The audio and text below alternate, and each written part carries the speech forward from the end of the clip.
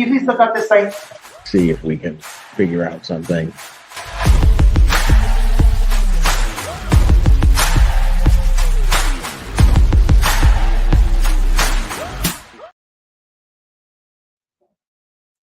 Hi. It's very quiet in here. And I suspect it's because we're starting early. And I think my suspicions were correct in that it is too early. So here's what I'm going to do. Before I go to our custody update, where am I?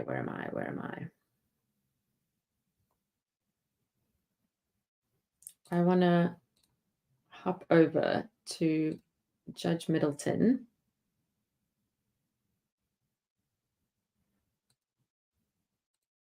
Who had misdemeanor sentencing yesterday. Also, I need to say I went to sleep at 7 a.m. 7 a.m. I had to wake up at 8 a.m. I couldn't sleep because my throat was sore, my head was sore, and I just wasn't tired. Put a doctor's appointment for now, moved it a little bit later because I was running a bit late from a meeting. That coffee's finished.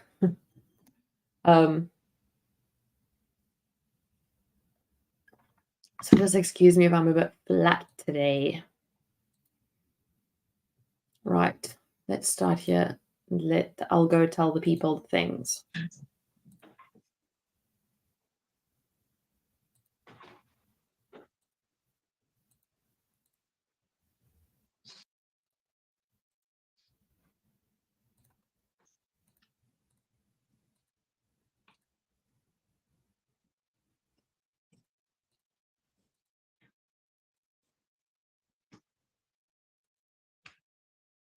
Good morning. Today is July 10th, 2024. This was to be a mostly non-court day, but I did schedule one sentence in this morning. Thank you to Attorney Nossinger for helping us. And we're just going to get started. And I have one brief landlord-tenant matter that I also had to cram in here. We're doing job interviews today.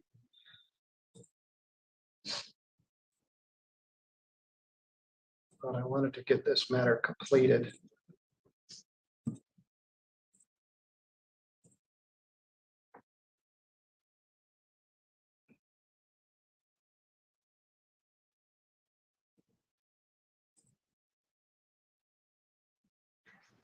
This is file number 241031, People versus Patricia Odell. Ms. Odell is here with her lawyer, Luke Nossinger. She was charged with operating while intoxicated as a third offense. And the offenses were spread far apart, 1998, 2008, and 2024.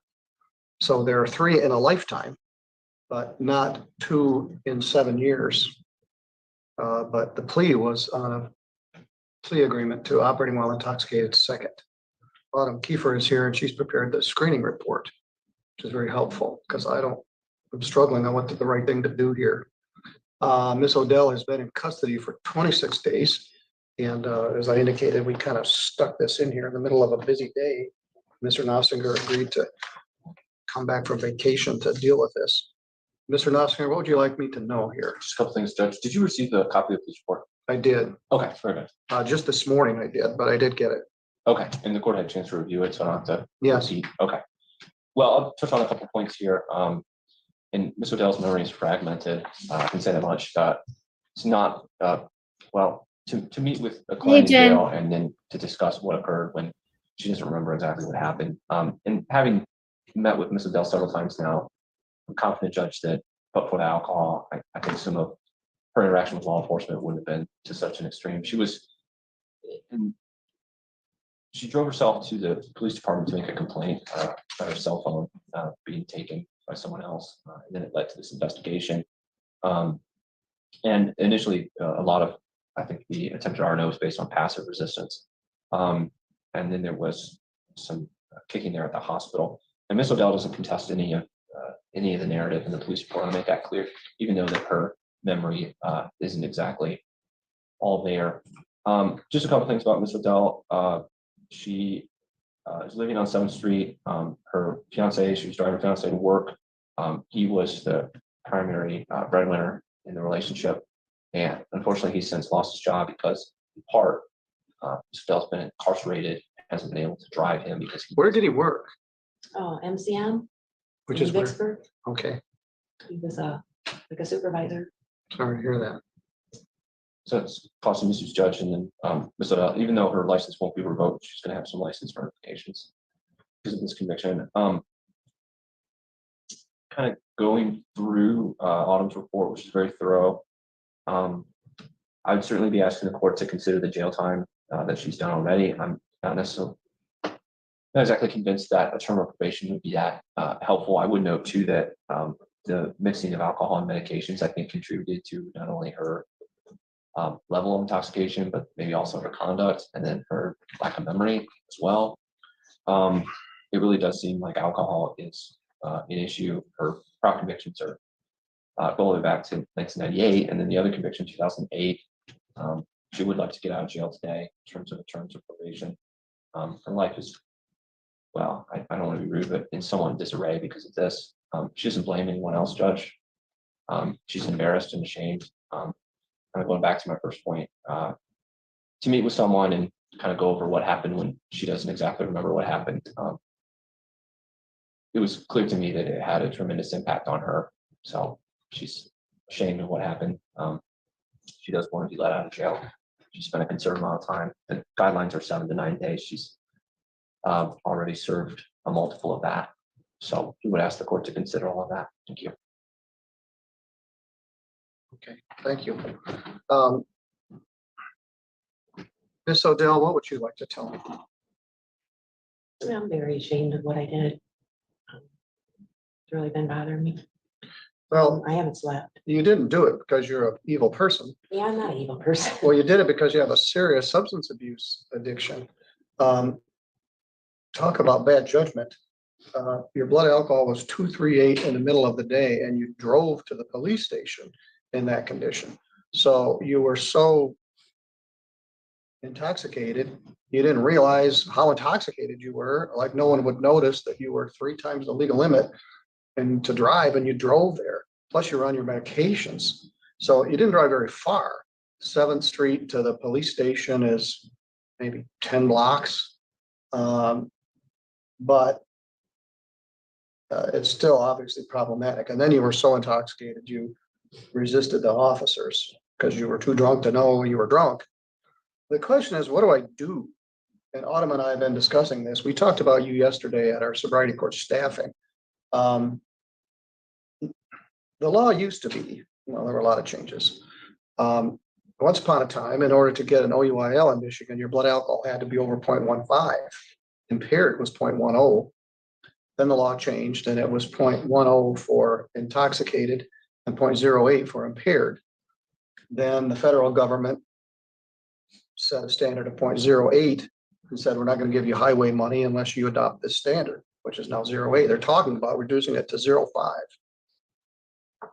Also, the law at one time said you had to have 3 OUILs within a 10-year period, not an impaired and 2 OUILs, 3 operating while intoxicated in a 10-year period.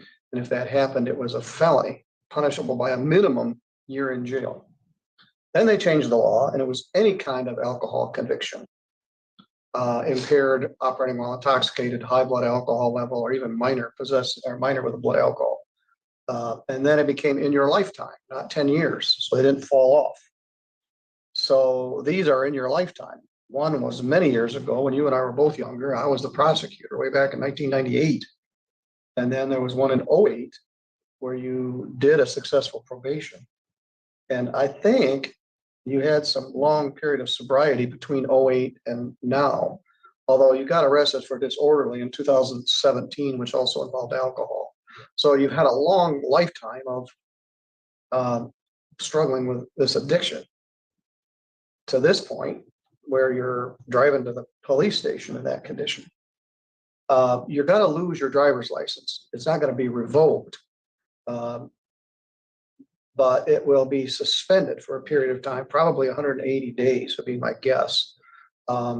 When you get 2 and 7 years, they revoke your driving privileges, and then it's very hard to get it back unless you're in a sobriety court program.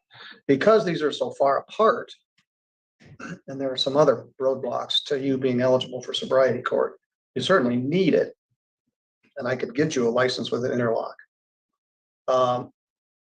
You don't really acknowledge what you said. You're embarrassed and ashamed, and that's appropriate, but it's like you don't think you have that much of a problem. Autumn, what's your thought here? Well, I believe that she's not ready to truly commit to being sober. I think that's why she was a little defensive this morning when I told her that I thought she had an alcohol problem.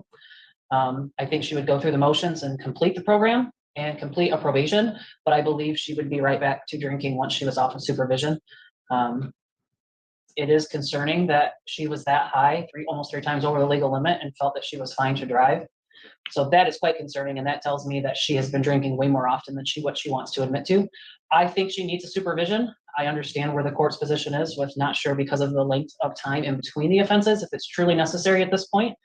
We may not see her for another 10, 15 years. We may see her in 6 months, depending on how bad it is. So I will go along with whatever the court wants to impose. She's going to lose her ability to drive.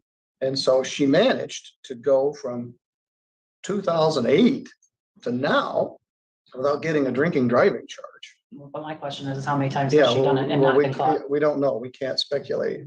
Her live-in partner, I'm aware of him too. I think he lost his because of alcohol. She doesn't have a lot of resources, and no one bonded her out because the bond was quite high because it was charged as a third offense. So you've had 26 days to not have any alcohol. How long has it been since you've been 26 days without any alcohol? A while, How long do you think? 5 years? probably, Maybe more longer? than that. Do you have kids? Yes, Where are they? 2 of them stay with me.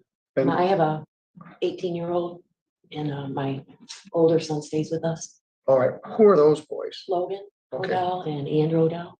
all right. Logan has a child with Brittany. No, that's Thomas. Thomas, that's your son also? Mhm. Okay. There's enough substance abuse to go around. It passes from generation to generation, and everybody's trying to make their way in the world. Well, on the resisting obstructing attempt, I'm going to show this as a no contest because you don't have a very good memory of it. I'm going to order 26 days, credit 26 days, 0 fine and costs. Concurrent with the operating while intoxicated second. As your lawyer pointed out, the guidelines for this essentially treat it as a first offense, which would be 7 to 9 days in jail because your other priors are so far apart. But you have a serious substance abuse issue, and you've got diabetes, and this is not healthy for that. And you're on other No, medications. I don't have diabetes. Oh, wow, I thought you did. Was I mistaken? She's on anxiety medications, antidepressants, and sleep meds. Okay, I don't know why I thought diabetes was in there. My fiance does, but I don't. All right, maybe that's it.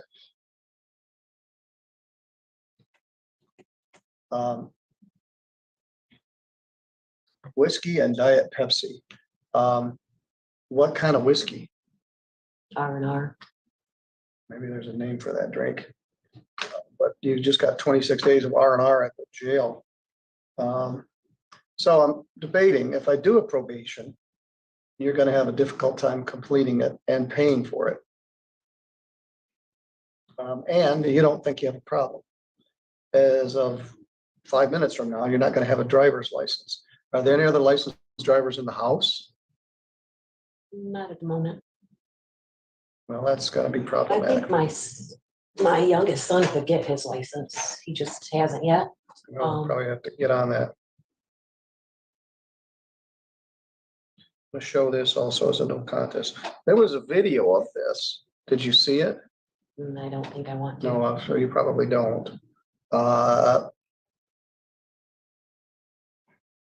And Autumn's right. Either we're gonna see you again quickly, or I'm gonna see you again for the rest of my career, at least not in here.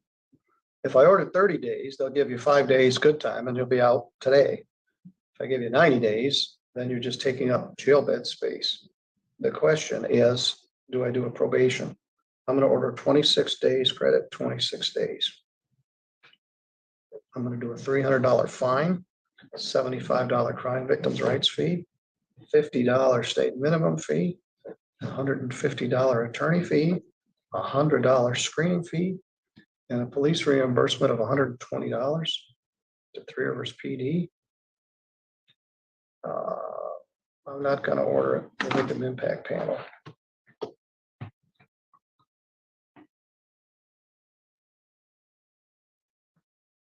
Was Alex your nephew or your cousin? Who? Alex, who was killed in the car accident. All right, then maybe I don't have my family connections right. I think he's a cousin to your fiance. Oh, Moreland? Yes. Yeah, he's related to Joe. Well, there's been a lot of heartache involving alcohol. I think that comes out to $795. I'm gonna give you until October 1st to pay that. I'm not gonna do a probation, but if you don't pay your fines and costs, I'm gonna do 60 days of jail. I want you to start a payment plan.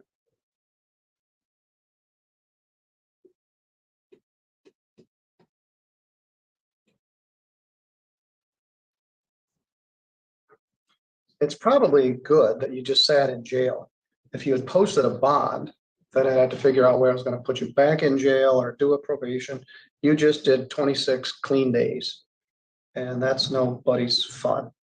Under the guidelines, because the priors are so old, it's just treated as a first offense.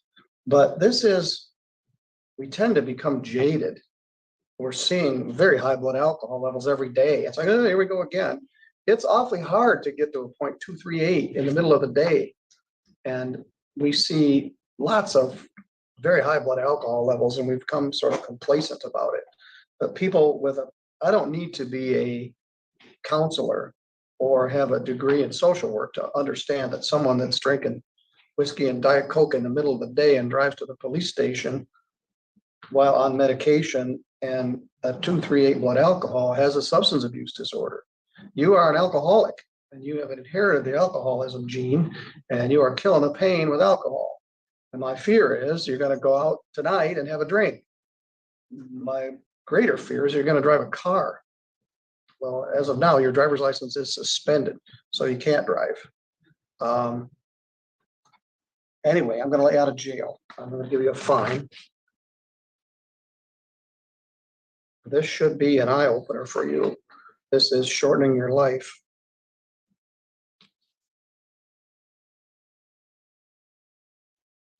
Plus, it's expensive. I don't know what else to say. In essence, I'm going to let you either go over the waterfall or not, because I'm not doing a probation. But if you get arrested again, then we'll hold the line at a felony, and there'll be a lengthy jail sentence. I have mixed feelings about this. You're probably happy to just get out of jail, but I hope you can give this a little thought and make it better. One thing, you aren't going to just hold your breath. Say, well, I'm not going to drink. You need some help. There's an AA meeting just down the street.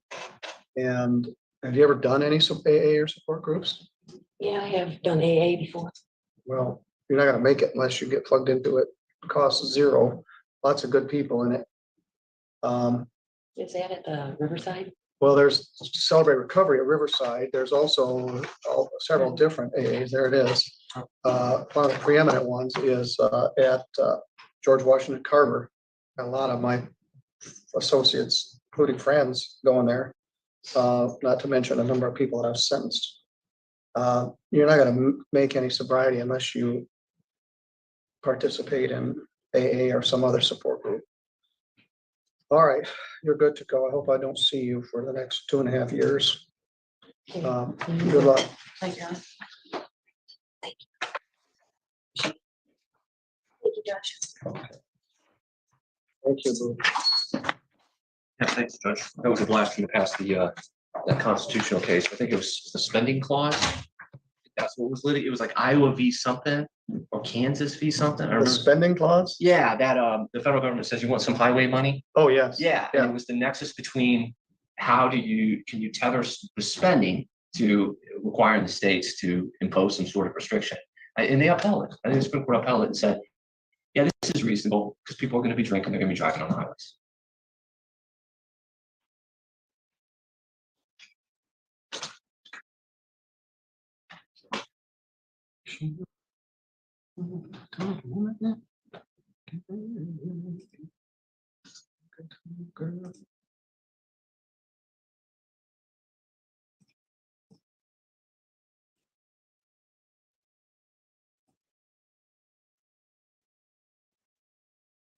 Good afternoon, California and everywhere else.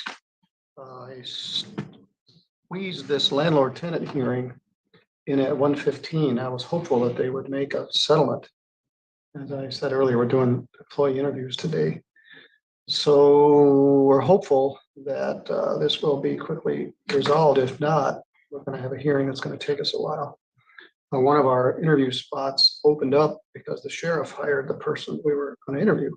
So I have a little more time than I had budgeted, but we'll see what happens. So thank you for saying hello, everyone, everywhere, New York, Tennessee, even Sturgis. It looks like 4 people are here. Time to get started. So let me turn this on. Maybe they're going to give me good news. But I wanted to resolve this before I left on a vacation.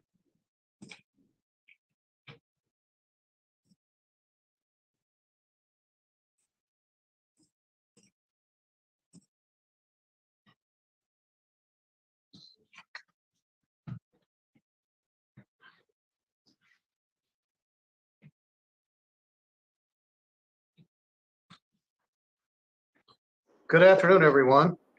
Good afternoon. Good afternoon, Judge. Good afternoon.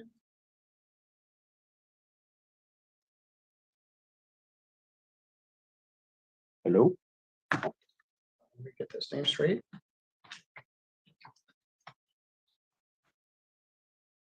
All right, we're live.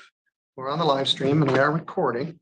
This is a further hearing in the matter of Guess What LLC versus Jose Rosario.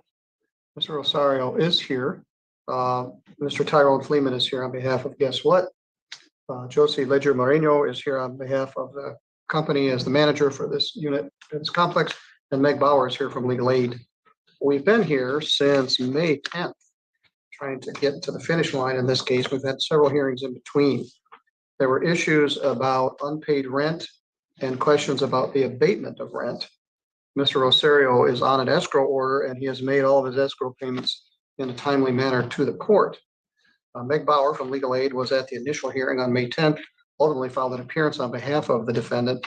And I know that Legal Aid and the Bradshaw office have been working on this case.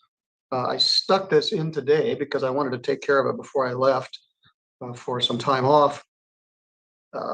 So here we are. So Mr. Fleeman, I'll defer to you first and see where we are here. Well, Your Honor, as you very accurately stated, this matter has gone on for a while, and as any homeowner will attest, tracking down water leak issues can be problematic. And when we got to our last hearing, plaintiff had made some attempts to fix the water. Turns out there was another leak. So now we have sent another group in. They have fixed the leak by all accounts, at least as of this morning. It seems that everybody is agreeing that the walls are now staying dry, that the leak seems to be stopped. Of course, everything is still opened up and will need to be put back together. A couple little repairs still need to be done. Ms. Bauer and I have discussed settling the case in the form of, I believe, a conditional dismissal, but I'll let her fill in more on the mechanism. But essentially what we are going to do is that the escrow monies paid by Mr. Rosario will be turned over to the plaintiff. any other ledger balance on the plaintiff's ledger will be waived in the form of an abatement, and that the repairs will get done certainly by the end of August. We did that to allow enough time for drying and things like that, but very likely well before then. We have a provision whereby, because this ended up being a situation where they're going to have to tear out, or they had to tear out more of the drywall than they had before, such that this is going to render Mr. Rosario's bathroom unusable for a moment. And while that's going on, plaintiff has another unit B1, that they're going to make available to Mr. Rosario so he can use that bathroom on the days that he's not able to use his own. And Meg, I will say, I followed up with Josie since you and I spoke. They do have that toilet tank. We're going to put it in the day that we figured out there was that bigger water leak, and so jumped on the water leak, but have the tank. And relative to the vanity issue, they're going to take that vanity out, basically rip out all the drywall behind it and just make it, one sheet of drywall behind there, and they're going to put a new vanity in its place. And I believe they're going to do some flooring. So by the time this is done, he's going to end up with a new bathroom, save the shower enclosure. But the rest of it is going to be handled. And I'll defer to Ms. Bauer as to the document she's working on that we're going to use to codify all of this. Yeah, Good afternoon, Ms. Bauer. Tell us what to do next. good afternoon, Judge. The only difference I would say from what Mr. Fleeman represented is that I was drafting a stipulation with a stipulated order so that we would not do this as a conditional dismissal, but rather as a dismissal. Is that we had not discussed a conditional dismissal. There weren't really any conditions on Mr. Rosario. He's paid his rent into the escrow. Right. All right. That makes sense. All right. What are the terms of the stipulated order for dismissal? They are in the process of being drafted, Your Honor, but that the money that's been paid into the escrow for May, June, and July of 2024, which should total $2,475, will be released to the plaintiff upon entry of the stipulated order. And in exchange, the plaintiff will set Mr. Rosario's balance to zero through the date the order is entered. The plaintiff agrees that it will make the listed repairs that Mr. Fleeman just put on the record, ideally by the end of July, but agreeably, affirmatively by the end of August of 2024. And Mr. Rosario, in exchange for that, will agree to release his habitability defenses under MCL 600.5720 sub 1F and MCL 554.139 through the end of August. So August through August 31st of 2024. And the case will be dismissed. Mr. Rosario, did you hear everything that your attorney just said? Yes. Having a water leak can be very frustrating. And I think sometimes you felt like you were shouting from the mountaintop and nobody was hearing what you were saying. Well, I think everybody heard what you had to say, and they're making substantial efforts to fix it. In fact, if you were a homeowner and your bathroom leaked, you'd be going through all the stuff you're going through right now. I just talked to an old friend a little bit ago, and he had a leak in his kitchen. He couldn't find it, and he had to tear his whole kitchen apart and all the cabinets and remediate the mold. And water leaks are no fun for anybody. Right. But you agree, it will take the 3 months escrow that you paid, May, June, and July. That will go to your landlord. They will zero out your balance, so you'll be current through July. The case will be dismissed. If they're going to take further action, law will have to file a new case. But you're going to have some inconvenience. My experience with home construction is it takes longer than you thought and it costs more than you thought. So you're not bearing the cost, but it might take longer. So they have made arrangements for you to use another apartment if need be. And that's a nuisance, but it's better than moving all your stuff out of your apartment. All right, you agree with all those terms and conditions? Yes, I. Ms. Bauer, do you wish to inquire any further of your client? No, Your Honor, I'm satisfied.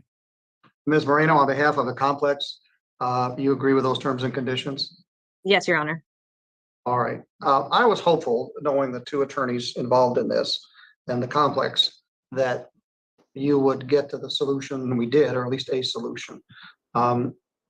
So I'm very pleased for everybody that we got to this point.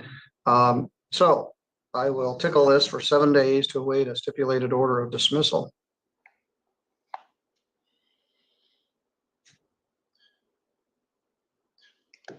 And Judge, Ms. Bauer and I were talking just before we came on, and for her, it's a roof leak that she had to trace down and had issue finding. For me, it was windows on the front of a house that I patched, I don't know how many times, until I finally ripped the entire fascia off the house, redid the windows and redid the entire fascia because I could not stop water leaks coming in. I could not find them. And so it's, yes, it's always a problem.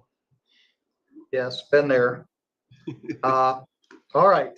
I will wait till I get the stipulated order until I sign the escrow release.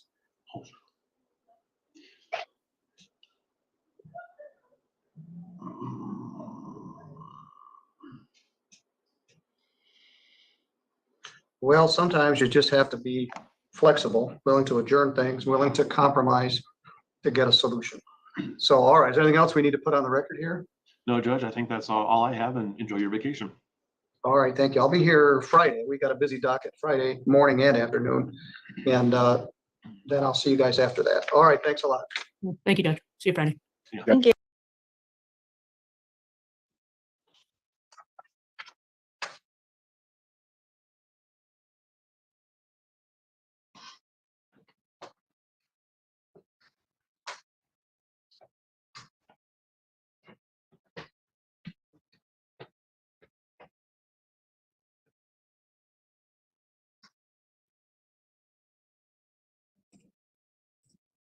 All right, we're back for an afternoon of regular tenant matters.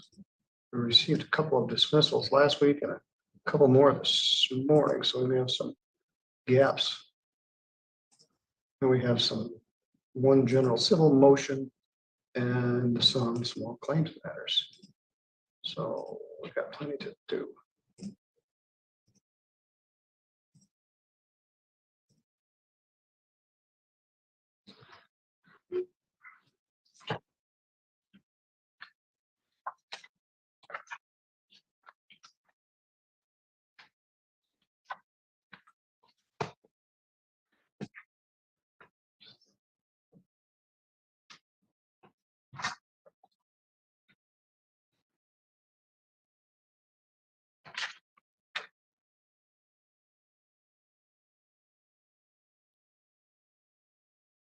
We have a dismissal, a second hearing, another dismissal.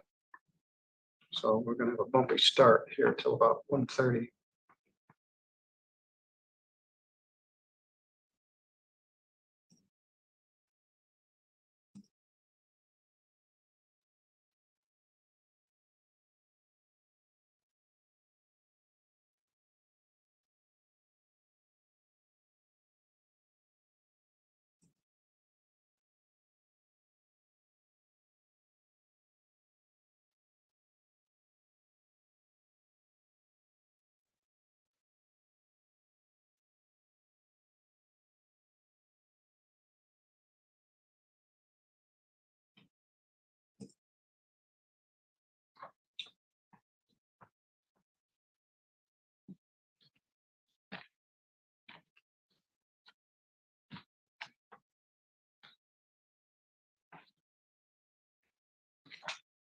And our second case is probably going to be a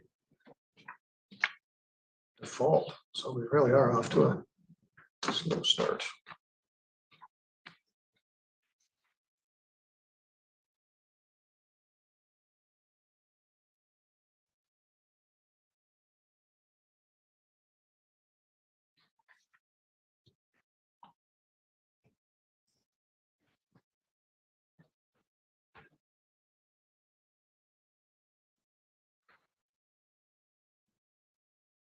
Went for a walk at lunch. HOT out there. Got a bunch of heavy construction equipment about to drill a hole across the street from the courthouse.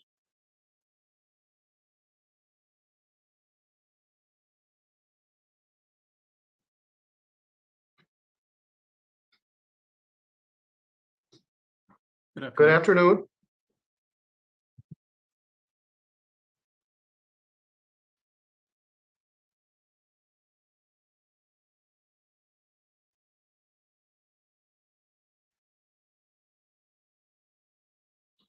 We're going to call our first case, which is at 115 Sturgis Place Apartments LLC versus Christina Beverly and Dustin Riddle. Earlier this morning, Attorney Thornton sent me a dismissal without prejudice So I don't expect anyone to be coming for that case, but that usually means they either paid or moved. I think in this case, they paid. Good afternoon, Mr. Gump. Can you hear me? Yes, I can. Can you hear me, Your Honor? Yes, we'll let the clock tick a little bit. Okay. Your case is at 1:20. We were here last week on June 28th. We continued the matter until today. We calculated that through July, rent was $3,255. Court costs for $185.54. I think if I can read my writing, that's $3,435.54. And we continued the matter until today. We had service by attachment, so we weren't able to do a default, and we continued the matter until today. Has anything changed since we were here last Monday? Any payment or anybody move out? No, Your Honor. Neither. No payment, and to our knowledge, the tenant is still there.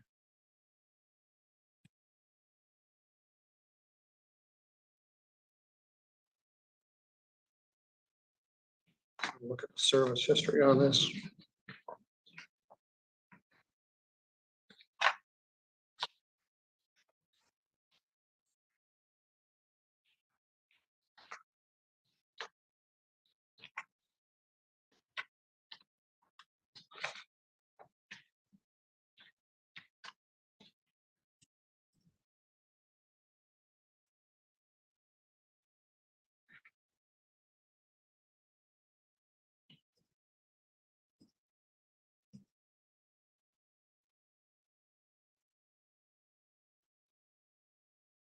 Service by attachment. Let's take a look.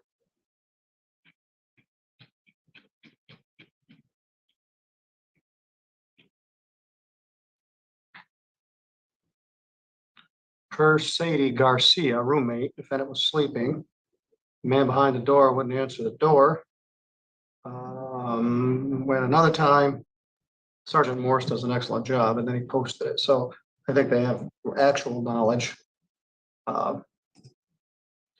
But in this sort of situation, if you just put your hands over your eyes, that problem doesn't go away. It is 1:20. Defendant Gary Miller is not present. Attorney Gump is here on behalf of Block 14. Are you going to ask for a default at this time? Yes, Your Honor. Apparently, there's someone else living there. We'll put and all occupants.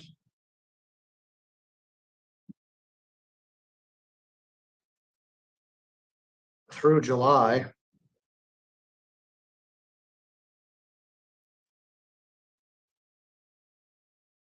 Rent is $3,250.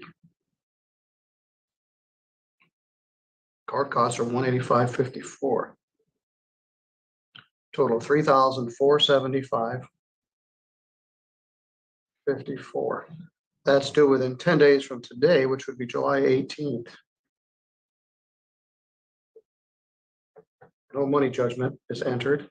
Partial payment will not prevent the writ of eviction.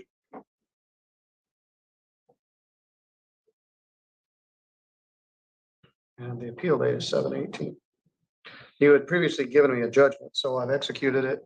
They have 10 days to pay $3,475.54 or move out. For some reason, they log in later. I'll send you an email asking you to join us, but we try to start these on time. They weren't here then. I don't expect they're going to be here now. All right. Have a good afternoon. All right. Thank you, Your Honor. Have a good afternoon as well. Well, Ms. Bauer, good afternoon to you. We're off like a herd of turtles here. We had a dismissal, a default. We're about to have another dismissal. Larry Hudson versus Militia. He got it as Eggleston, but I believe it's actually Edgiston. Well, it's listed as Melissa Eggleston. So that's what we'll use. He filed a dismissal. It's nice when they resolve themselves. Yes, I said earlier, that either means they paid or moved. She was trying to get some emergency help, I think, but I'm going to dismiss this without prejudice. He brought this in, I think, Friday.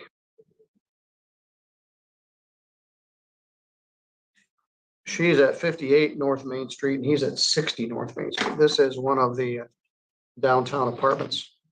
They have some very nice apartments above some of the commercial buildings downtown Three Rivers. Very nice. Maybe 20 or more, 24. Some was done with grant funding, some was done by people that had enough money to restore and rent those. Some are from downtown merchants that live above their own buildings, but they've got some very nice apartments down there, and that's apparently one of them. So our next matter is not until 1:30, so we got 6 minutes. And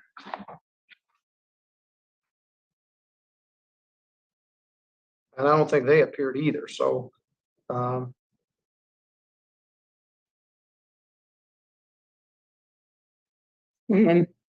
happy to be here. I can do other stuff, but you're welcome to put me in the breakout room if that would be your preference too. well, we got 6 minutes. I'll put you in the waiting room. You Yeah, can, waiting, that's what I meant. well, here's the defendant. All right. I think he came late is what the deal was.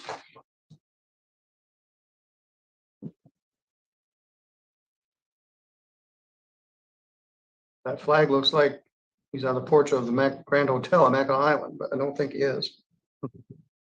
You wish you were on the porch of the Grand Hotel on Mackinac Island, but I think we all do. I ask you to take your hat off, Mr. King, Mr. Allen.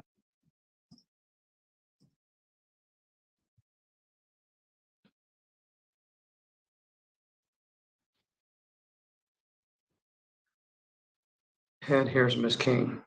This is file 24734 LT. Lydia Larrick versus Theron Allen and Chloe King. Ms. King is here. Mr. Allen is here. Lydia is here from Richmond World Headquarters in Three Rivers. And Meg Bauer is here from Legal Aid. This is a property on Portage Street.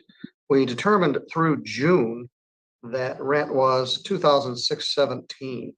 I think we added July in there. We came up with $3,287.04. Added in 184.08 of costs and came up with $3,471.12 as due. Ms. Larrick, has anything changed with that? No, that's the amount due. All right, Miss. Okay, go ahead. I did speak with them. They're gonna pay their monthly rent, and then pay weekly on top of that to get caught up. He just started a job, so. Yeah, he said he started working at MTM in Vicksburg. Mhm. Miss King, can you hear me? Yeah, sorry. All right, Mr. Allen, you can hear me too? Yep. Do you agree with those numbers that we came up with last week, 3,287.04 Yes, I do. plus 184.08? Gives us 3,471.12. That's through July. Now, we talked a little bit about this last week.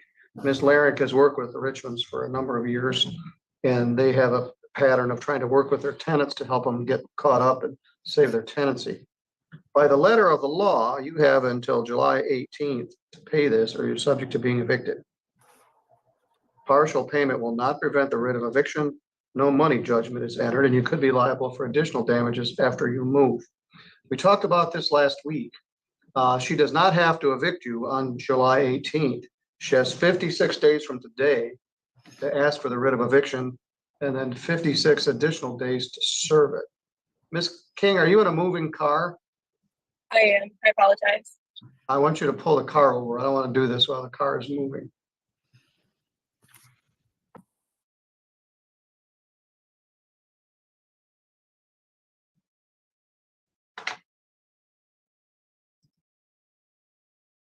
Okay, so my aunt is driving. She said we'll have to get off on the next exit.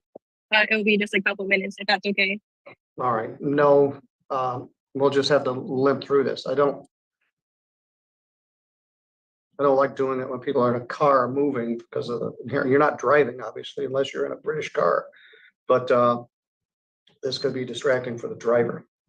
Do you understand, Mr. Allen, that unless you can get caught up on this, you could be subject to being evicted? You understand? Yeah. I'm gonna put working on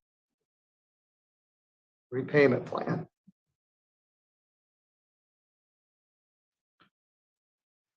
So you're going to pay your regular rent and then pay weekly in addition to that. Yeah. Ms. King, you agree with that? I agree. You do have until July 18th to appeal this. No money judgment is entered here, so you need to stay in close contact with Ms. Larrick. Make a note here. Do you have any questions? I do not. All right, you're free to go. Thank you. All right, thank you. Okay. Thank you. Have a good day.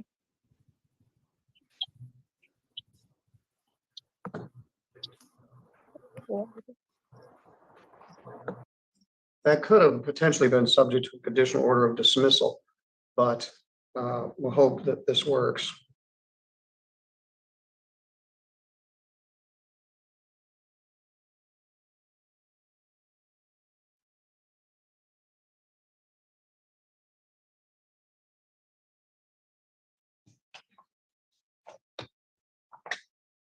All right, Ms. Larrick. You're good to go. Thank you.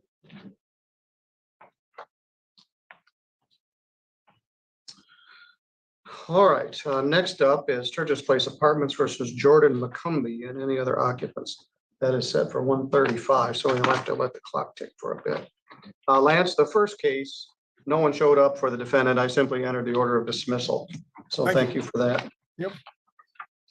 Things are going quite quickly here. And I do always appreciate your judgment information sheets.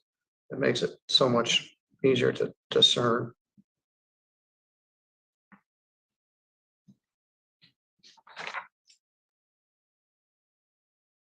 Good afternoon, Ms. Mattson. Hi, Judge.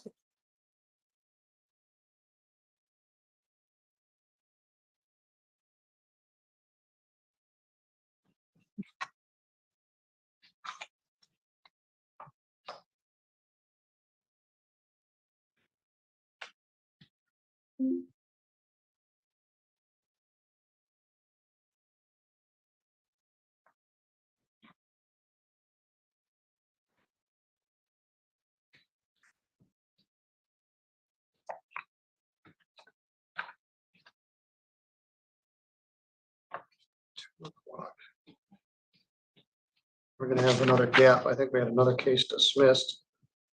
We have this, then we have a 145 motion 2 and a 210. So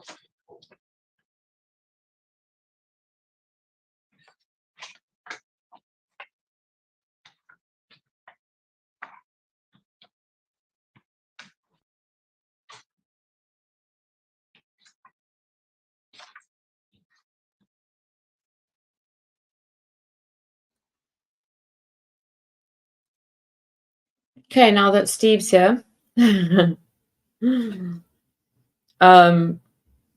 Steve, don't even worry. I had 1 hour 30 of sleep. So as you can see, I look like I've aged about 20 years. Helps when I rub my eyes. I didn't even put makeup on today. Like,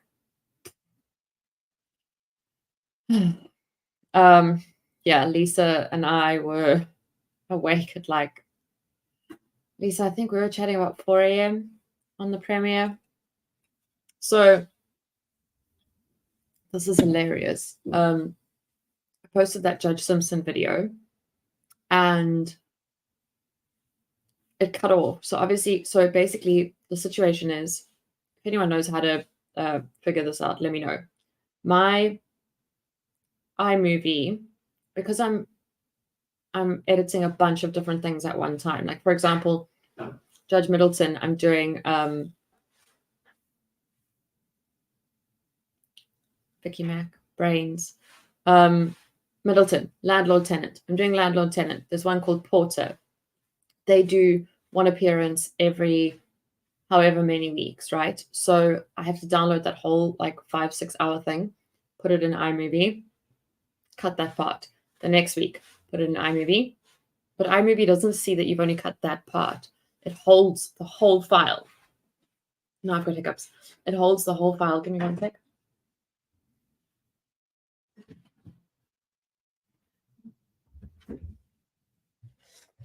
So my computer is constantly sitting on full storage, and Vaughan managed to sort it out briefly with a USB, but Apple and USBs and whatnot, it's like a disaster. So I have a USB port. This is terribly boring, I'm sorry, but I need to tell it because it'll all make sense. I have a USB port, but it does like one of those extension things, but there's not enough points for me to plug in the USB as well because they don't fit next to each other. And that thing is full because I've got my webcam, I've got my mic, I've got my screen. What else is plugged in there? Power. So if that flash drive isn't plugged in, it's all on my computer. So every time I export, I'm literally playing a game of like, will it work this time? And so I exported Judge Simpson, and I'm like well ahead of time. Like I've got so much stuff ready to go. There's a premiere tonight and tomorrow night, all set. So the premiere for Judge Simpson last night starts, and I'm watching it. YouTube also doesn't let you watch the premieres unless it's set as private beforehand. So I'm watching it real time. There's a bunch of silence, knew about that. That's all good. And then it just ends. And everyone's like, what? It just cut. Was that me or not? So then I go, I think I'm going to be smart about this, and I screen record on my phone so that I can just take the part that cut. Anyway, add that, took the wrong part. It's now like 12:30, close to 1 in the morning. So I download the full video again and I cut it all up again, and it takes 75,000 years to export. And this whole time I'm just hoping that it's doing it properly, set it as a premiere, and it's fine. That version that is missing 15, maybe even 20 minutes. So the first version, basically YouTube ranks videos out of 10. So if your video is a 1 out of 10, it's doing really well. If it's a 5, it's doing okay. Anything below that, bad, don't do that again. So the part that was cut off was 1 out of 10. Part 2 was like a 7 out of 10. I was like, that's fine. I don't mind. I just needed to finish it for the sake of completeness. Part 3 started off at like a 4 out of 10. The amount of people that have watched the first part is now insane. So YouTube is now sending that cut off part everywhere for people to watch. And I can't remember the point. Oh, the point was Lisa and I at about 3 o'clock this morning, my time, so 2 o'clock this morning, her time, we're sitting in insomnia land trying to make ourselves sleep. Thanks, Donald. I feel like I look like a swamp donkey, but thank goodness for the rise of, what would you call it, like athleisure, I don't know, loungewear. You can just wear track pants and a top, and I look like I tried today. Oh, do you know what? I'd be interested to know the report. Oh, okay, gotcha. You can't share that, obviously. Do you know what I hate though? I hate when people say, oh, Judge, I've been watching you on YouTube and you're famous, because then he deletes all his videos. And then I land up having to be really like conscious, because I'm trying to create full stories. So like landlord tenant, I want to follow some people from the beginning of their problem to the resolution. And if he deletes it, then I'm missing that middle part. For example, our guy that, the drunk guy that we watched that made me cry, I don't have any of his previous hearings because Judge Simpson removed them, and they were during a time when I didn't have to download and save and cut and all of that. Oh, his bailiff. What a beautiful man. Testified in the court. I saw on YouTube last week.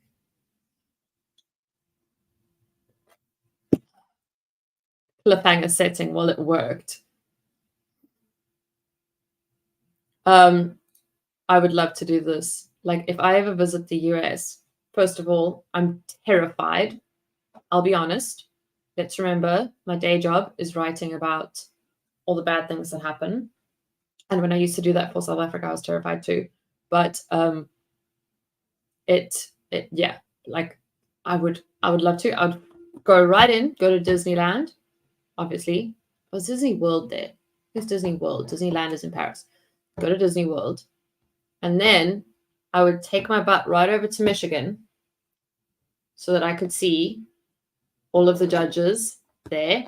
And then I would have to go to Harris County to meet Judge Fleischer unless he happens to visit here again. But he said his family members that lived here have passed away.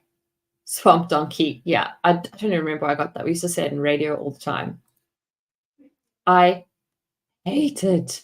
I'm on 1.5 hours of sleep. Like, and that's being generous because some of that was like just sleep. I tried everything. Like normally when I put Friends on, my brain's like, okay, thanks, nighttime. I put on an episode.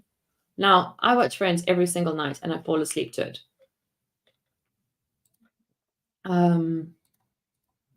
Last night I sent Vaughn a message that said, Friends, this is my exact message. This is at 5:59 a.m. I had not slept yet. This is the message I sent Vaughn. Friends, season 8, episode 14 is absolutely top tier comedy. So I'm supposed to be sleeping. I'm lying in bed laughing at Friends. That episode, it's beautiful. It's so good. It's the one with the Monica closet. It's so good. Hey, Angie. Okay. I actually saved one of those in my calendar for, I feel like it was last week. Have you met the guy called Red that popped in? Land in California, knows how to party. Wait, is this an American thing I have on now? Oh, I'm wearing a Manhattan thing. Oh yeah. The amount of therapy I've done for secondary trauma. I spoke about it yesterday with the car accidents. I'll just have to go to both.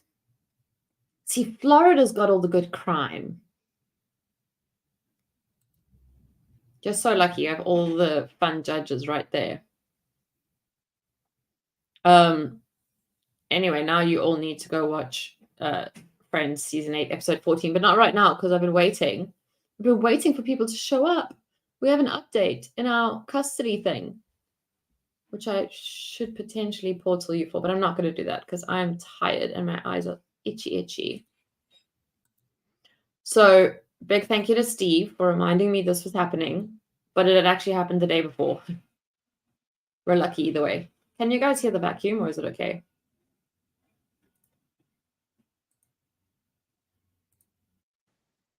Good afternoon, Judge. Good afternoon. Mr. Molderman, is your client with you? He is not. Did I say he's Steven supposed to be again? zooming in. Oh, okay. I assumed that he was with you. That's why I brought everybody in. Yeah, I thought so. I thought he'd come here too. But Okay. Then, okay, we'll have to wait a little bit more then. okay. I will try to Please try to contact him, yes, so he can get on Zoom. okay.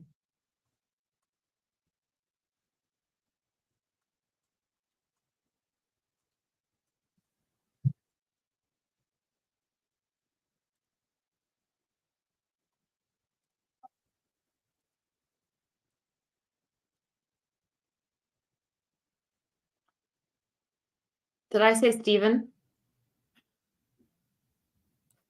I can't even remember now. Oh, I need a new spot. Where can I be? I wish I could put myself in the middle. Will it let me do that?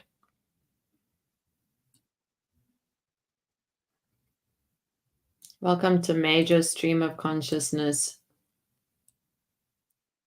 live streams. Because I don't have a filter. I think I can sit here.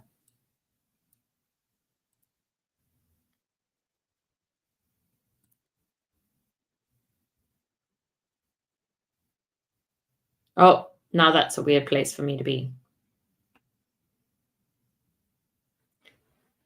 Hey, hey, lawyer. How'd you get your brows to look like that? Hey, Victoria. How's the boyfriend?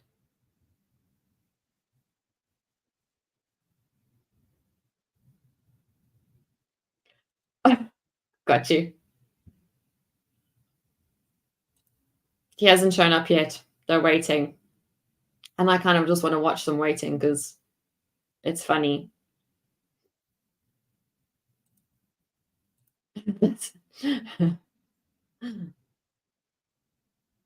Hey, hey. Look up. Chin up. Yeah, that's it. You got it, girl. Read your papers before court.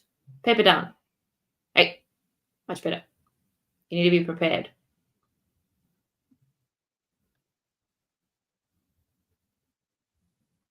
Do you guys say wakey, wakey, tea and cakey or wakey, wakey, eggs and bakey?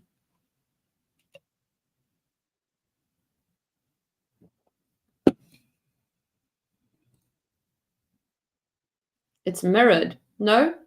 Surely I should see what you see. This is Victoria. I'm gonna go into Victoria's ear now.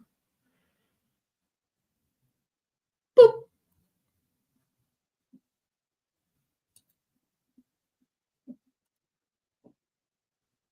I need to somehow do it. Oh, it is mirrored. It is mirrored. For me, it isn't showing mirrored. It must have changed something.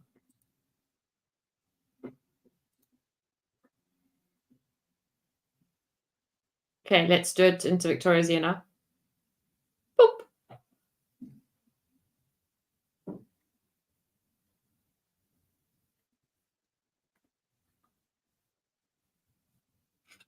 Oh yeah, but you see it's so confusing then because I'm leaning that way.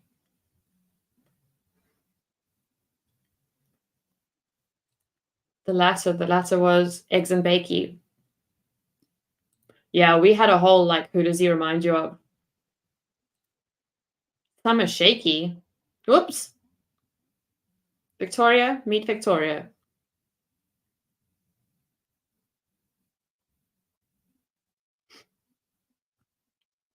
Riveting. Steve, you glad you woke up for this?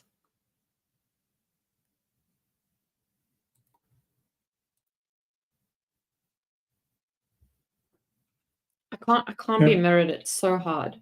Oh.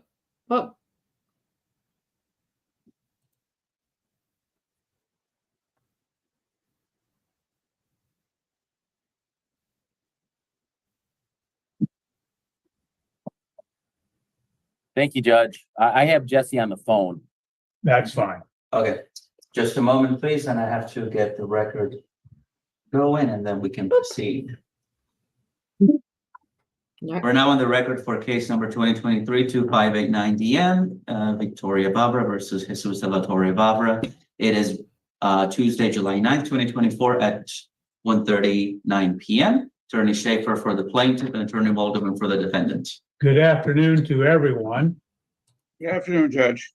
Court will afternoon. note, as Mr. Moldovan has stated, his client is appearing on phone as he was not able to get on and zoom in. So, but he's appearing and hearing by phone.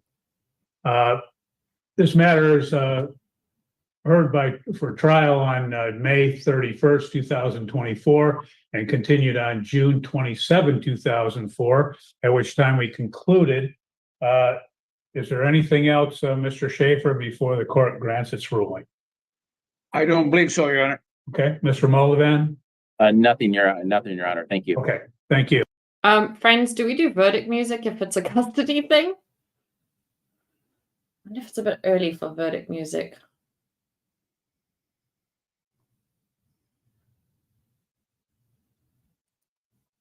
I need a vote.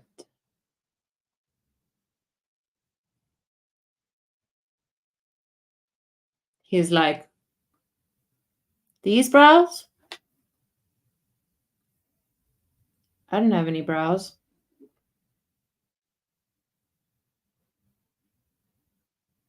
Good question.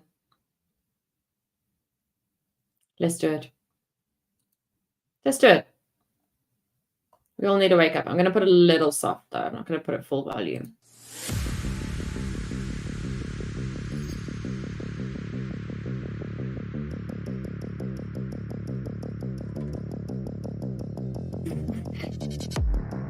Lessers?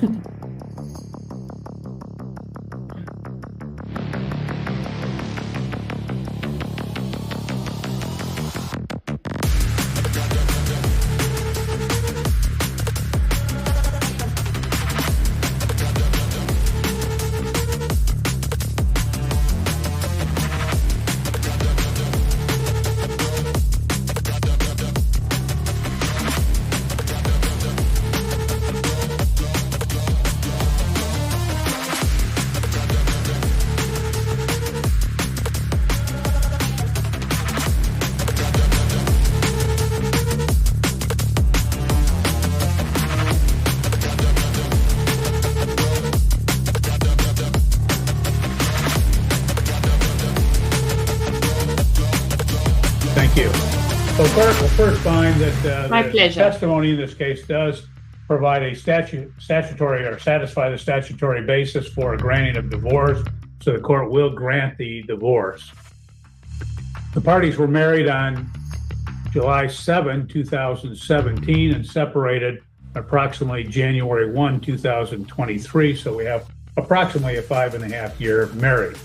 The parties have 3 children, Ava 8, Everly 5, and Eli 2. In this matter, the court always has and always looks at credibility of again, the parties in every case. In this case, as it relates, unlike in many cases I have, is the court did not find really any substantial contradictions between the testimony, and the court did find that both of the parties were credible in the testimony that they provided. The plaintiff had originally requested physical custody in her complaint. However, the court would note both attorneys acknowledged on closing that this case was appropriate for an award of joint legal and joint physical custody.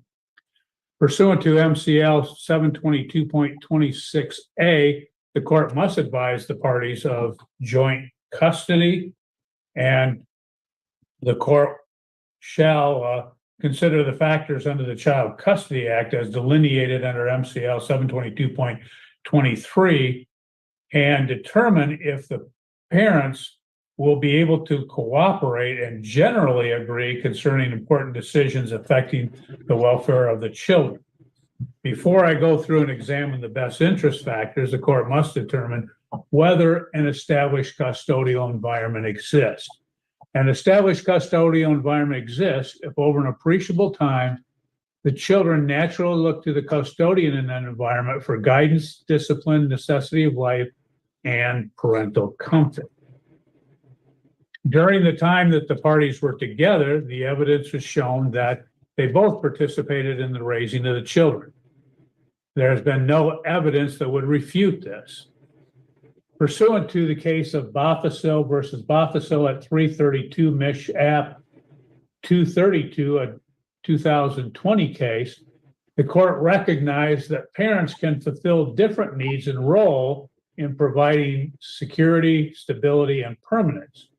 Recognizing this distinction, the court stated that although different, where each parent regularly and routinely is involved in the child's or the children's daily care, an established custodial environment may exist in both homes. Recently, in the case of Sabatine versus Sabatine, a Supreme Court case that was just handed down last Oh, month. Your Honor, I'm sorry. Something happened to my sound.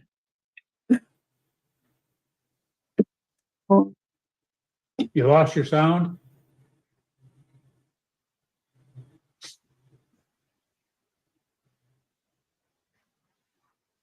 I can't hear right now, Your Honor. Okay, well, we weren't saying anything, but I guess I can keep talking until such time as you may find, you can hear now? I can hear, sorry. Did you hear the part when I was referencing the Bothassil case? That was about right where it was right after that where it cut out. So Okay. I was gonna say, in the recent case of Sabatine versus Sabatine, it was decided last month, the Supreme Court held that the court must look at the circumstances at the time that the court is making its decision to determine whether an established custodial environment exists. In this case, the parties separated, I said previously, on or about January 1, 2023. At that time, the parties agreed to parenting time with plaintiff Friday through Monday, and plaintiff testified that within a few weeks, the parenting time schedule changed to Friday at approximately 3:00 p.m. through Tuesday morning, when defendant would pick up the children and take them to school. Defendant claims that the present schedule started after the school year began and was supposed to be only temporary schedule. Notwithstanding what either of the parties thought, the current schedule has continued for either a year or 9 months, depending upon which rendition of the testimony is accurate. Both parties testified about their relationship with the children. They testified that they have a close, loving relationship and that they have both provided guidance to the children and that the relationship is permanent. Based upon all of the testimony, it is clear that an established custodial environment does exist in the home of both of the parties. As a result, and I believe that this is why at closing that both the attorneys confirm that this should continue. When an established custodial environment exists, the court cannot change custody unless the parties present clear and convincing evidence. The court should do so. The court will now examine the best interest of the child test.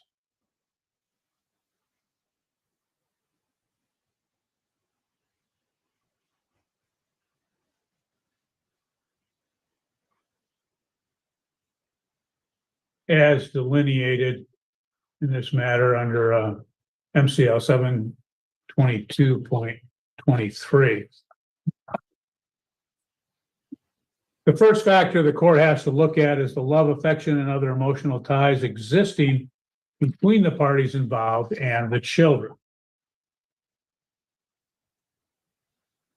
Both of the parties testified that they love, have affection, and are bonded to the children. Plaintiff testified that her relationship with the children was strong. They are comfortable with her, and she is consistent. She is comfortable.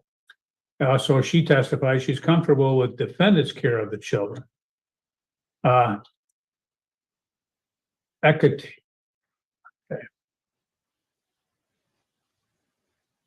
Ekaterina Cole, the plaintiff's sister, testified that plaintiff and the children have a very close relationship. And William Inman testified that plaintiff and the children have a close relationship. Defendant testified how he hugs and kisses the children and they reciprocate to him, and that the children love to sleep with him and there is a tight bond between he and the children. I also consider all the other testimony, but that is just a highlight. And in this case, when I do so, I find that this factor weighs equally as to both parents. Next factor is the capacity and disposition of the parties involved to give the children love, affection, guidance, and continuation in the education of raising the children in their particular religion or creed. It appears that both parties have provided the children with a loving, affectionate home and provided guidance and continue them in their education, although there is a dispute over the school, and I will address that later. Neither party addressed any religious upbringing in this case. So the court would not consider that as it relates to this factor. When I look at, again, the testimony presented and all the evidence, the court does believe that this factor weighs equally as to both parties.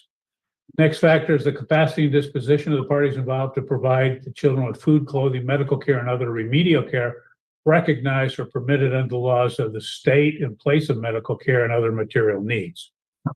Both of the parties have demonstrated their ability to provide for the material needs of the children.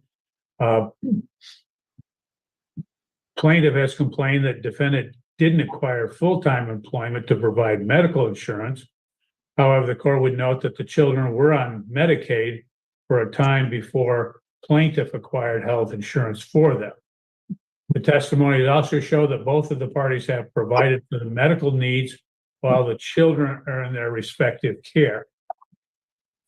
They also have been able to and have provided for the material needs, clothing, food, all of those material needs while the children are with them. So the court will weigh this factor equal as to both parties. Next factor is the length of time that the children have lived in a stable, satisfactory environment and the desirability of maintaining continuity. Court will note that the plaintiff testified she purchased a home in Battle Creek after separation. She testified that the parties did reside in the home that defendant is in for a few years before separation.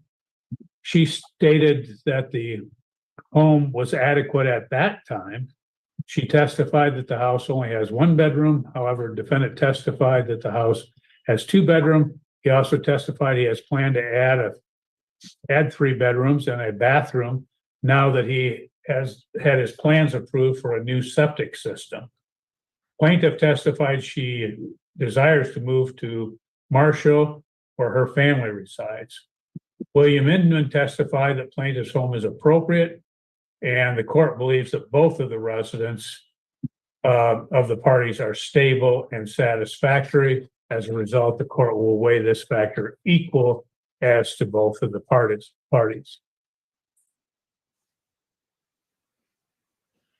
Next factor is the permanency of the family unit of the existing or proposed custodial home or homes. In this case, neither of the parties testified that they were dating anyone seriously, although both have dated following the separation. As a result, the court will weigh this factor equally. Next factor is the moral fitness of the parties involved. Plaintiff testified she has no criminal record. Defendant testified that he had a DUI back in 2012 before he met plaintiff and had children. And defendant testified that he stopped drinking in 2015 and he's not had anything to drink during the marriage. Court does not note or had heard any other testimony about the moral fitness of the parties. As a result, the court will find this factor weighs equally as to both parties. Next factor is the mental and physical health of the parties. There's been no testimony that either party has any mental or physical health issues, and as a result, the court will weigh that factor equally. Next factor is the homeschool and community record of the children. Court will note that Ava and Everly attend Gull Lake schools where they have attended their entire lives. Ava completed 3rd grade, Everly just completed kindergarten. The parties did testify that the children are doing well in school and that they have friends. It did appear that Everly did miss, or Ava did miss a significant number of days of school. And plaintiff proposes a move that would change the children's school.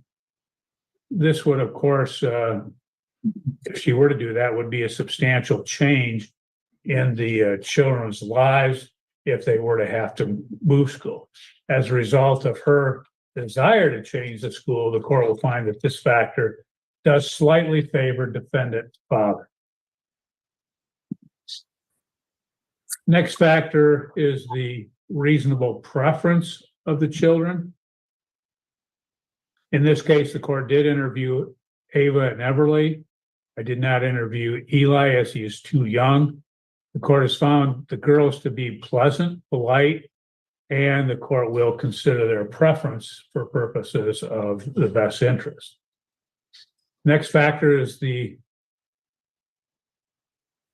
willingness and ability of each of the parents to facilitate and encourage a close and continued parent-child relationship between the child and other parent in this matter. It does appear that the parties have attempted to accommodate each other's schedules. Each professed a willingness to continue to cooperate, and the defendant, however, did raise the issue the plaintiff did not provide him with any holiday parenting time in the last year except for Father's Day. The court does believe that the parties. Guys, one of my neighbors needs me to sign as a witness for something. So I'm just gonna step out quick. But this still has 10 minutes, so it should be okay. Will be able to facilitate this in the future, and as a result, the court will weigh this factor equally. The next factor is domestic violence, regardless of whether the violence was directed against or witnessed by the children. Each of the parties testified that there was no domestic violence during the marriage. As a result, the court will not consider this factor. The last factor is any other factors the court considers to be relevant in the child custody dispute. The court doesn't believe that based upon the testimony, there's been any other factors in this particular matter. The court notes that as the court considers the factors, the court does not weigh them like baseball box scores, and the appellate courts have held that the court can give greater weight to any of the factors and not consider factors that may not be relevant. When I weigh the factors, the court finds that there is not clear and convincing evidence sufficient to change the established custodial environment in this case, and the court will therefore grant the parties joint legal and joint physical custody. Court then has to look at under parenting time as provided for under MCL 722.27A.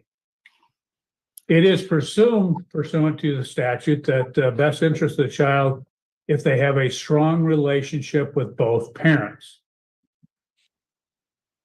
Under subsection I, the court has to evaluate the best interest factors that are in dispute. Court has to consider the following factors. Number one, special circumstances or needs of the children. The court does not believe that there's any substantial circumstances or needs that the court would need to consider in this case. Next is whether the child is less than one. The child is not, Eli is 2. And so the court will not consider that factor. Next factor, likelihood of abuse or neglect of the children during parenting time. There's been absolutely no testimony about any abuse of the children during parenting time, so the court will not consider that. Next factor, likelihood of abuse of a parent during the exercise of parenting time. Likewise, there's been no testimony about either party being abused, so the court will not give any weight to that. Next factor is inconvenience or burdensome impact of travel on the children. In this case, even though there's some distance, the children are still, again, within a reasonable distance from each of the parents, and the court will find that the transportation is not burdensome in this particular matter. Next factor is whether a parent can reasonably be expected to exercise ordered parenting time. They have exercised all of their parenting time so far. The court believes that they would in the future, and therefore the court doesn't find any, I guess you'd say, exception in this particular matter. Next factor is whether parents frequently fail to exercise parenting time, which the testimony has shown that they have not. Next is threatened or actual detention of a child or children. There's been no testimony about any detention of the children. And the last is any other relevant factors. In this case, the plaintiff testified she wants the current schedule to continue. She does not want the children in daycare and believes that if the current schedule is not maintained, she will have to find another job. Her employer made accommodation for her by allowing her to have Monday off and to go in later on Tuesday to accommodate the time with the children. Defendant states that he has not had a holiday, as I stated in the last year, except Father's Day, nor has he had a weekend. The current schedule has been working well and accommodating the work schedule of both parties. As a result, the court does believe it is appropriate based upon the best interest factors as the court had previously examined, as well as the factors under MCL 722.27A parens 1, that the current schedule is working, and the court will continue the current schedule with the following exception. The parties will alternate holidays, with defendant having the next holiday, which would be Labor Day, and then alternating each holiday thereafter. Defendant will also receive the first weekend of each month, in which the entire weekend falls within the month, from Friday 6:00 p.m. through Sunday at 6:00 p.m. By example, in August, the first weekend starts on August 2nd, 2024, and the defendant shall receive that weekend. If the first weekend includes a holiday that is the plaintiff's holiday, whereby she would be entitled to an extended weekend, then the defendant would not get that first weekend, but would receive the second weekend of the month. To compensate plaintiff for this missed time, she would receive an overnight during the month from 6:00 p.m. to 6:00 p.m. on the next day, and it would be a day of her choice when she provides defendant 5 days notice of the day she wishes to receive. However, her makeup time should not be entitled to receive a holiday or time on the defendant's weekend, but on the other days. Each party would receive 2 weeks of summer vacation, which they will take precedent of the other parenting time, however, not the holidays, upon providing 30 days notice to the other party. The 2 weeks will not, as I said, would not include a holiday, and the only one that would really be applicable is the 4th of July for the party that will receive that day. The next matter the court has to consider is school.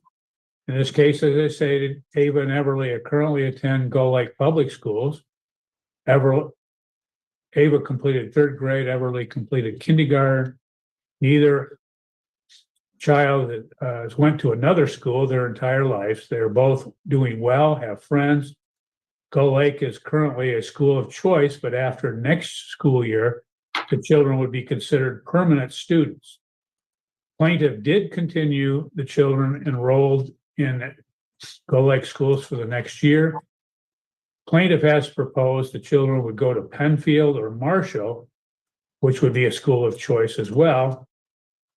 And the parties both testified that they agreed that testified that the parties had agreed to have the children in Gull Lake schools when Ava first started back in 2020.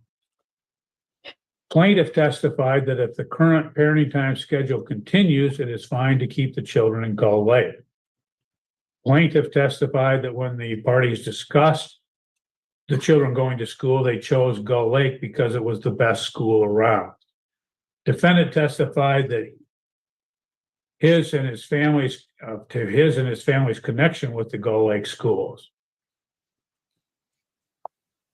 Court would inform the parties, as no one brought this up, but maybe it's just too early. Court would inform the parties that Gull Lake has a legacy scholarship program that'll pay for 2 years of college at KCC for students that attend kindergarten through 12th grade. After considering all the evidence, the court will order that the children would attend Gull Lake schools until they graduate from high school, or the parties would otherwise agree to change the school, which they would have to do in writing. Next, the court will address the issue of child support. Plaintiff is employed at Gallagher Uniform. She testified in 2023. She made between $53,000 and $56,000, and the court will take $55,000 as her income for calculation of support. She testified she has an insurance premium of $345 per month for her and the 3 children. When the court looks at this individually, that is a cost per child of $86.25 times the 3 children will result in a $258.75 deduction from her income for purposes of calculating child support. The defendant's job is flipping homes. He testified his income in 2023 was $34,000, but he anticipated making between $45,000 and $50,000 in 2024. He did testify that he had just in the past month had sold a house and flipped it. So what the court will do is the court will use $48,000 for his income for purposes of calculating support. Parties had also raised the issue of tax exemption for the children. Plaintiff took the deduction for all children in 2023. The defendant proposed that the parties would each take the deduction for one child and alternate on the 3rd child. This appears to be fair and reasonable to the court. And so for the tax year 2024, defendant will receive the tax deduction for 2 children and plaintiff will receive the deduction for 1 child. And then thereafter, they will each alternate the deduction for the 1 child. Once a child would drop off, as it would be, because Ava would be the oldest. When Ava drops off, then the parties would each claim 1 child after the year that they were able to claim the 2. And then when both children are off, when Ava and Everly off, then they would alternate years for Eli. With that, I believe that the court has addressed all the issues the court had to decide. Mr. Schaefer, is there anything you believe that the court had missed or failed to address before we conclude? No, I believe you have covered it. Okay, Mr. Moldovan, likewise, is there anything you believe I've missed or failed to address before we close the record? The one thing I may have missed it. Did you say a child support effective date, Your Honor, or was that upon entry of judgment? The court will, I did not address the effective date. The court will make the effective date, the last date of trial being June 27, 2024. Thank you for addressing that, Mr. Moldovan. Anything else? Nothing further, Your Honor. Okay, thank you. I'll ask that Mr. Schaefer would prepare that as he represents the plaintiff. And just Mr. Moldovan, for your information on, this is all on YouTube. We keep these up for a matter of 30 days so that the attorneys can go back over, because I know we address a lot of things and you may want to, in preparing the judgment, go back and clarify some points. So it'll be held up for 30 days and then they'll be taken down. All right. Thank you, Your Honor. Okay. Thank you all. You're free to go. Have a wonderful day and I wish you all the best. Okay. I need to catch up. Okay, so he has the same amount of weekends. Dad wins school. Okay. Wait. Just remind me, were the kids staying in the same school if they, according to the dad? Because that's what my mum had said would be best. So if they're government holidays, they're a holiday. If you would go to work that day, that doesn't count. If you wouldn't, that counts. Wow.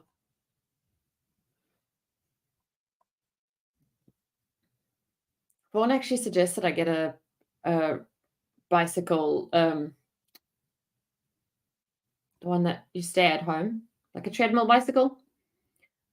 But if I'm going to be exercising, I need to be going somewhere. Same school. Okay, so the kids stay in the same school. That's fantastic. I think they're like sharing. I think they're like sharing child support more. Anyway, I'm going to You over. Let's do this. Hang tight. Go live. Go live. Brand. Retro overlay. Exercise bike. Okay, see you there. Hold tight.